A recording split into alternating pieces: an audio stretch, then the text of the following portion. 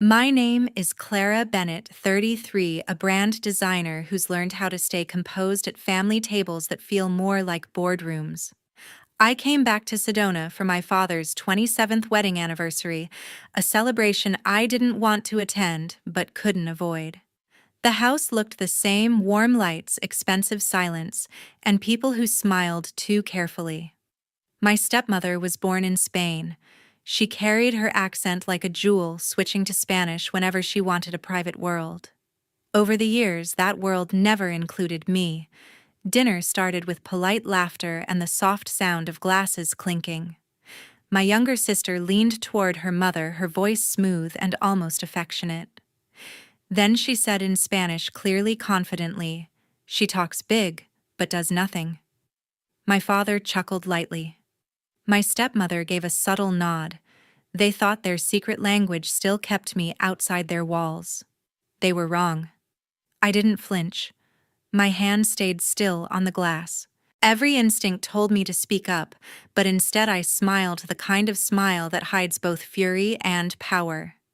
Years of being underestimated had taught me something: silence can cut deeper than words. That night, I decided I wouldn't let their whispers define me anymore. They didn't know I'd understood every word and what that silence would eventually cost them. They didn't know I was fluent in Spanish, so I taught them a lesson they'll never forget. Before we begin, tell me, what time is it, where you're watching, and which city are you in? I want to know how far this story has traveled. The morning after felt too quiet, like the house itself was holding its breath. Every family has its hierarchy.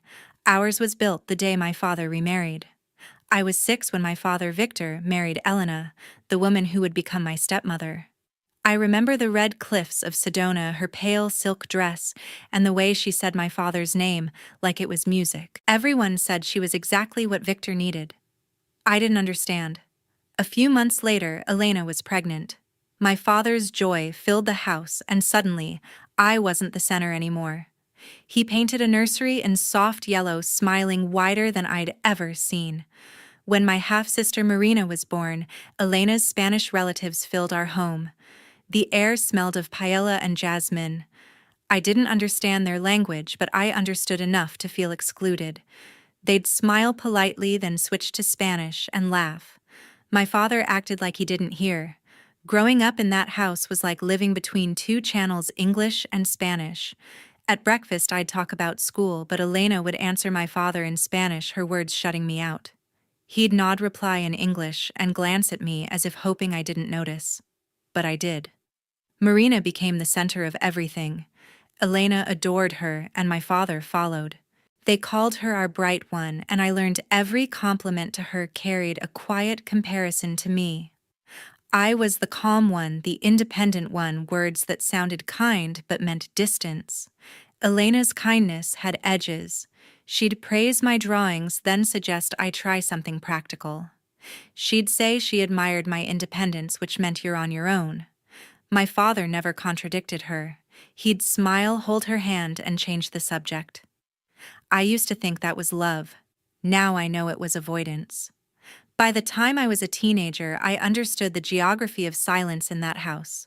When Victor came home tired, Elena switched to Spanish before asking about money. When she was angry, her voice dropped to a low hum behind closed doors. When relatives called, she'd step into the garden and speak in quick, deliberate tones. I didn't know the words, but I knew they carried decisions I wasn't meant to hear. My father softened it with excuses. "You know how your stepmother gets when she's stressed," he'd say. I stopped asking him to translate. Every time I did, he'd sigh. "It's not important." But somehow, everything not important shaped my life. Marina never had to ask. She moved between languages, easily fluent in both privilege and approval. By 10, she mimicked Elena's elegance and quiet arrogance. When guests came, she'd sit beside our father, translating for him with a perfect smile that said, "I belong." I'd sit across the table pretending I didn't mind. Once at 16, I overheard Elena telling Marina on the patio, "You must always be better than her. People remember the one who wins." Marina laughed softly, and I realized I was being raised as a comparison, not a daughter. My father never noticed. He lived orbiting Elena's moods, mistaking peace for love. Your stepmother means well, he'd say. You and Marina will grow closer someday. But in our house, love had conditions: fluency, obedience, and silence. When I left for college, Elena hugged me for the first time. You're such a strong girl, she said. Don't forget to write your father. Not us, him. I thought distance would fix things. It didn't. Holidays were the same table, the same two languages, the same roles. Elena and Marina talked. Victor smiled. I pretended to belong. One Christmas, Marina flipped through my sketchbook and laughed. You still draw? Dad says you could have joined his firm if you were serious. I said nothing. Elena smiled, sipping her wine. She's creative, darling, but not everyone's meant for business. She said it in English this time to make sure I heard. I remember thinking how ironic it was the woman who spoke two languages used both to remind me which side I stood on. Their laughter always stopped when I entered the room. Marina would glance at me, amusement in her eyes, as if to say, "You don't understand this world." And she was right. I wasn't supposed to. Years later, when I opened my own design firm, my father congratulated me with polite surprise. That's wonderful, Clara, he said. You've always been independent. He said it the way people do when they didn't expect it. Marina sent a text. Proud of you, Clara. No punctuation, no warmth. Elena said nothing at all. That was our family affection, measured truth, diluted recognition, delayed. We lived in halves, half praise, half acceptance, half love. And somehow I survived in those halves.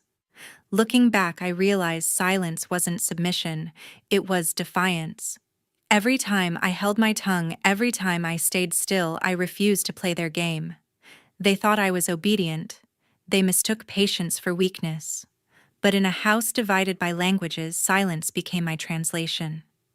I learned to stay quiet, not because I agreed, but because silence was safer. The next evening, the house smelled like rosemary and secrets. Candles lined the counter, soft jazz drifted through the kitchen, and the sound of glasses echoed off marble. Elena directed everything with her usual precision, every gesture elegant and calculated. I stood near the window pretending to check my phone, while she and Marina arranged flowers on the dining table. Their voices carried low and steady, flowing in Spanish, that familiar wall of sound I wasn't meant to understand. Elena said quietly in Spanish, "We need to adjust the family foundation account." Marina nodded, slipping a folded sheet into her mother's hand. Then came the words that made my chest tighten. "Your father doesn't need to know about the account." I froze. The sentence was soft, casual, but it landed like a slap. I turned slightly still, pretending to scroll through my phone, my reflection catching their movements in the window. The family foundation was supposed to be my father's pride, a symbol of transparency, the legacy he wanted to leave. But hearing those words, "doesn't need to know," turned it into something darker, something hidden. I set my phone on the counter, its camera tilted just right, recording. Then Marina laughed softly. Clara just wants attention like her mother did. Her voice dripped with mockery, sweet and cruel, all at once. Elena didn't correct her. She only replied, still in Spanish. "Don't say that too loudly." They both chuckled, the kind of laughter that doesn't come from humor but from habit. My throat tightened. For years, I'd ignored the whispers that stopped when I entered the room. But that sentence, the one about my mother, cut deeper than anything I'd ever heard. What did Marina mean by that? What did my mother ever do that was worth their scorn? I pressed record on my phone, this time deliberately. My hands shook slightly, but my voice stayed calm. They continued talking about transactions, signatures, timing. Elena's tone was steady, confident. Marina leaned back against the counter, sipping her wine. "Dad trusts you completely," she said. "He'd sign anything if you smiled first." Elena smiled faintly. "That's what makes it easy." I wanted to walk in and demand the truth. But experience had taught me restraint, that silence could be sharper than shouting. So I stood still, listening. Each word confirmed what I had always suspected in this family truth was something negotiated in another language. When they moved toward the pantry, I slipped away quietly, taking my phone with me. Upstairs in my room, I replayed the recording. Their words came through clearly. Your father doesn't need to know. Clara just wants attention like her mother did. I sat on the edge of the bed, every syllable echoing louder the second time. I thought of my mother Renee, the woman who had left when I was 5. I'd been told she couldn't handle my father's world, that she preferred freedom to family. But what if that wasn't the truth? What if she hadn't left? What if she'd been pushed away? The memory of her leaving flashed in my mind, her quiet goodbye, her suitcase by the door, the way she looked back only once. Back then, I thought she was running from us. Now I wondered if she was running from them. I scrolled through my contacts until I found her number 1 I hadn't dialed in years. The last time we spoke was 2 birthdays ago. She'd sent a short message. Hope you're well. I never replied. My thumb hovered over her name for a moment before I pressed call. The line rang 3 times. Then a voice, soft, cautious, familiar. Clara, hi Mom, I said quietly. It's been a while. A pause. Are you all right? I hesitated. Not really. I heard something I wasn't supposed to. She inhaled sharply. You're at the house. Yes, I said. They were talking about Dad, about the foundation, and about you. The silence that followed wasn't empty. It was heavy, like the air before a storm. When she spoke again, her tone had changed. Clara, there's something you should know. Something I couldn't tell you before. What do you mean I can't say it over the phone? Meet me tomorrow. Please. Her voice trembled slightly, but it carried a kind of urgency I'd never heard from her before. I wanted to ask more, but she hung up before I could. I sat there for a long time, staring at the blinking light on my phone, the recording still open, the evidence still running. Downstairs, I could hear Elena's laughter again, Marina's voice joining hers in that seamless melodic rhythm. They were planning the next night's anniversary dinner as if nothing had happened. I imagined my father downstairs, smiling, unaware. The thought made something inside me snap, not in anger, but in resolve. For the first time, I wasn't just the quiet one. I wasn't the outsider listening behind closed doors. I was the witness. I saved the recording, labeled it Foundation. Then I opened my suitcase and started packing. Whatever secret my mother had kept, whatever Elena was hiding tomorrow, I was going to find out. That night, I sat awake, the house silent around me. Every tick of the clock felt like a countdown, not to another argument, but to revelation. And for the first time, I didn't feel afraid of what I might hear next. It took me a whole night to decide whether to meet the woman who once walked away from everything, including me. The next morning, I drove north toward Chicago, my phone on silent, my mind louder than the engine. The highway blurred by in long ribbons of gray, and with every mile, the questions I'd buried for years surfaced again. Why had she left? Why hadn't she fought harder?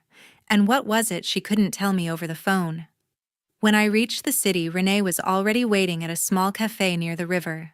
The place looked unchanged from my childhood memories: brick walls, old photographs, the smell of roasted coffee, and rain.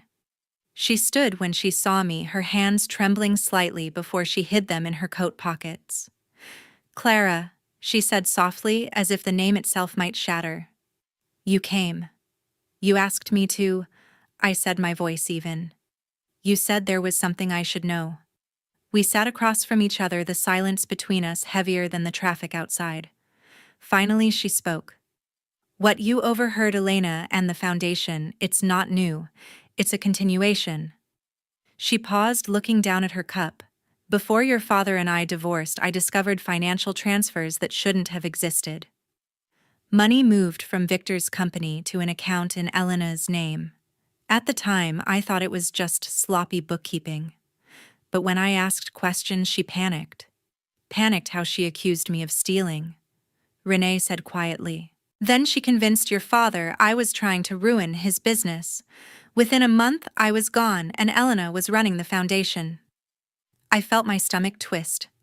You tried to expose her, I tried, she said bitterly. But the lawyers she hired were better. I didn't have access to company files, and your father believed every word she said. The only thing I managed to keep was this. She pulled an envelope from her purse, thick yellowed with time. Inside was a photocopy of a contract stamped with company seals and a signature I recognized immediately, my father's.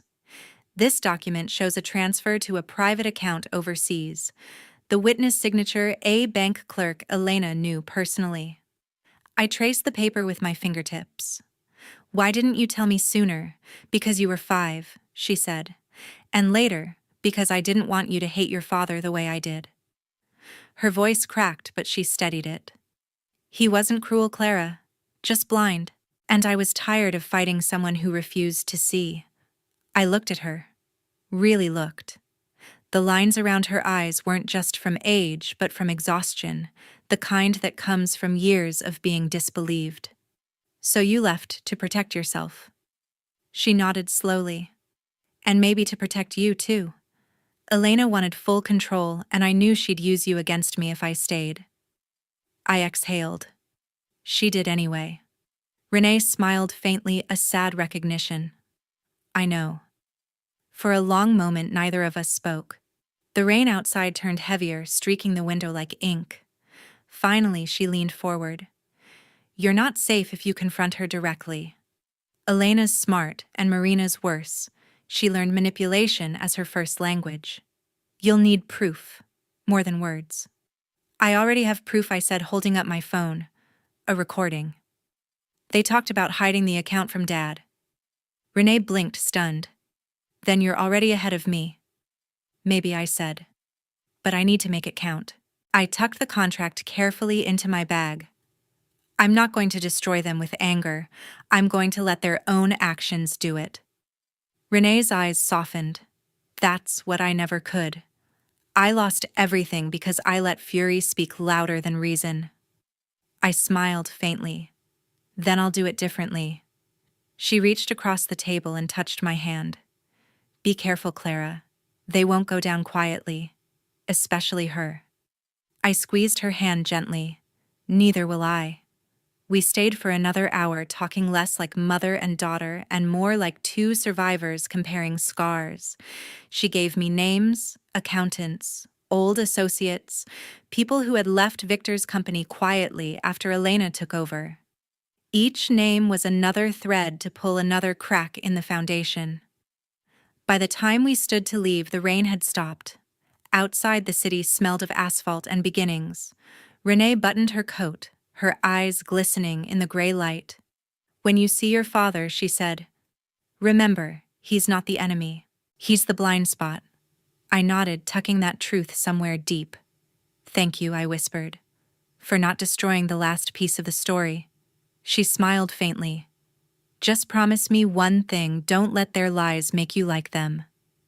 I won't, I said. I'm not here to become them. I'm here to end it. As I drove back to Sedona that night, the city lights faded in the rearview mirror. In the seat beside me, the envelope rustled softly like a heartbeat. Every word, every signature, every lie, all of it was finally coming into focus. They'd built their comfort on secrets and silence. I would dismantle both. Perfection has a sound, the clinking of glasses right before everything shatters. The Sedona mansion glittered that night, all marble floors and golden laughter. Waiters moved like quiet ghosts, balancing champagne and charm. Guests filled every corner, old business partners of my father family friends, and the kind of people who smiled too wide for photographs. Elena floated through the room like a queen in exile, radiant in emerald silk. Marina, her mirror image in a younger frame, darted between guests, reminding everyone she had organized the night in honor of family unity. I stayed near the back, a silent observer in navy. My expression calm enough to be mistaken for peace. Caleb Moore, my longtime friend and business partner, stood by the sound booth, pretending to check cables while his laptop hummed quietly beside mine. Ready, he whispered through his earpiece. Just wait for her cue, I murmured. Timing is everything. At 8 sharp, Marina tapped the microphone, her voice bright with rehearsed joy. Thank you all for coming. Tonight we celebrate not only my father's achievements, but the bond that keeps this family together. Applause followed, polite, warm, and completely undeserved. My father Victor smiled at her from the front row, oblivious to the irony. Then Marina gestured toward the massive screen behind her. We've prepared something special, a tribute video to the incredible journey of our parents, Elena and Victor Bennett. The lights dimmed. Soft piano music began. Images appeared, my father shaking hands at business events, Elena cutting ribbons at charity openings, Marina and me as children in matching dresses, though I knew mine had always been borrowed. Laughter rippled through the crowd as photos of family holidays played, the illusion of happiness perfectly edited. I glanced at Caleb. He caught my signal. 3 clicks later, the video froze on Elena's smiling face, then flickered. The next slide appeared, not a photograph, but a scanned ledger, Family Foundation transfer report. The room fell silent. Another page followed, wire transactions highlighted in red, the words, transferred by Elena Alvarez, glowing underlined across the top. A murmur spread. Someone gasped. Is this part of the tribute? Whispered a woman near the front. Marina's expression collapsed. Turn it off, she hissed, rushing to the laptop, but Caleb had locked the feed. Elena stood motionless, color draining from her face as the screen flipped through page after page, accounts, signatures, balances traced to private holdings overseas. My father rose halfway from his chair. Elena, what is this? His voice trembled more from disbelief than anger. Marina lunged for the projector, but the crowd was already reacting, a mixture of confusion, shock, and thinly veiled judgment. I stepped forward. My heels clicked against the marble, echoing louder than any applause ever had. You said I talk big, but do nothing. I said evenly, my gaze fixed on Elena. Maybe silence was my way of watching you undo yourselves. A few guests turned toward me, unsure whether to leave or listen. I continued, calm but unflinching. That foundation you built, the one you paraded as proof of generosity, it's a shell. Every donation, every speech about compassion, all of it funded by what you took from this family. Elena's lips parted, but no words came. Marina's eyes darted from her mother to the screen, trapped in the reflection of her own downfall. Clara, my father began softly, but I cut him off with a quiet glance. You always told me truth comes at a cost, I said. I'm just here to collect the receipt. The final slide appeared, a time-stamped transfer document bearing both Elena's and Marina's initials. Gasps erupted again, followed by silence thick enough to drown in. I reached for my glass of water, lifted it slightly toward Elena. To perfection, I said. May we all learn what it really sounds like when it breaks. Caleb ended the projection. The lights came back on, slowly revealing faces pale and uncertain. A reporter from one of the charity magazines whispered something into her phone. Somewhere near the back, someone began to clap, a slow, stunned rhythm, then stopped, realizing it wasn't the right kind of applause. Elena finally spoke, her voice faint. You don't understand. No, I said. For once, everyone does. She looked at me, then at my father, and I saw something flicker, not guilt, but fear. The kind that comes when the script you've written for everyone else finally turns against you. I turned and walked toward the exit, Caleb following close behind. Behind us, the clinking of glasses resumed, not celebration this time, but the fragile sound of a legacy fracturing in real time. The morning after the party, the Sedona mansion felt like a museum of consequences. Reporters camped by the gates. The phone rang until it went hoarse. By noon, 2 of my father's partners had withdrawn from the board. Charity sponsors quietly paused their involvement. The story spread faster than anyone could control. Family Foundation under investigation for fraud. Inside, the air smelled of burned perfume and panic. Elena locked herself in her room, the same one where she once rehearsed her public smiles. Marina sat at the piano, pressing random keys like a child trying to find a note that would make everything rewind. I watched from the doorway, unseen. For years, they'd filled this house with noise, laughter, gossip, soft lies, and now it was finally quiet. My father was in his office, head in his hands. The first time I'd seen him small. When I entered, he didn't look up right away. "It's all true, isn't it?" he asked finally. His voice was the sound of something collapsing inward. "Yes," I said. "I didn't make any of it up." He nodded slowly, as though the confirmation hurt less than the silence that followed. "Marina said you planned this, that you wanted revenge." I took a deep breath. I wanted truth. Whatever followed was theirs to own. He sighed, staring at a photograph on his desk, him, Elena, and me, taken years ago at a company gala. "Your mother warned me," he said quietly. "Not about Elena, about myself. She said my need to keep the peace would one day destroy it." I didn't reply.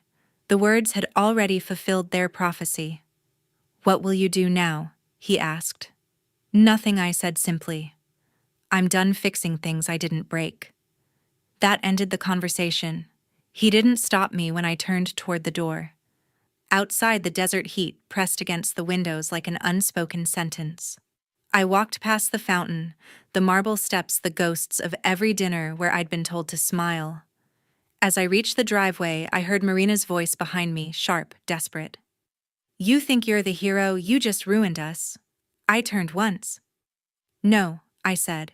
"You did that yourself. I just turned on the lights." Then I got in the car and drove. The road out of Sedona cut through a desert the color of rusted gold. Wind scattered dust across the hood. The radio played something faint and old, and the sky stretched wide enough to swallow every memory. My phone buzzed twice, my father's name on the screen. I let it ring until it stopped. Then I opened the contact list, found his number, and pressed delete. No anger, just the soft click of closure. Renee's words drifted back to me. Some roots aren't worth saving. She had been right.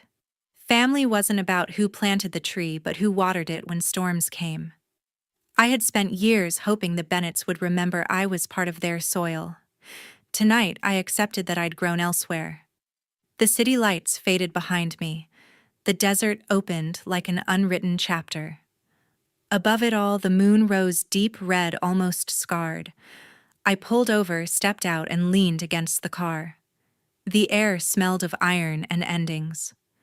For the first time in years, I didn't feel the need to speak, to defend, or to prove anything. The truth had done its job. And peace finally sounded like silence again. 6 months passed since the night everything broke. Phoenix was warmer, louder, and more alive than Sedona ever was. My new design studio sat on the corner of a quiet street where sunlight spilled through the glass every morning.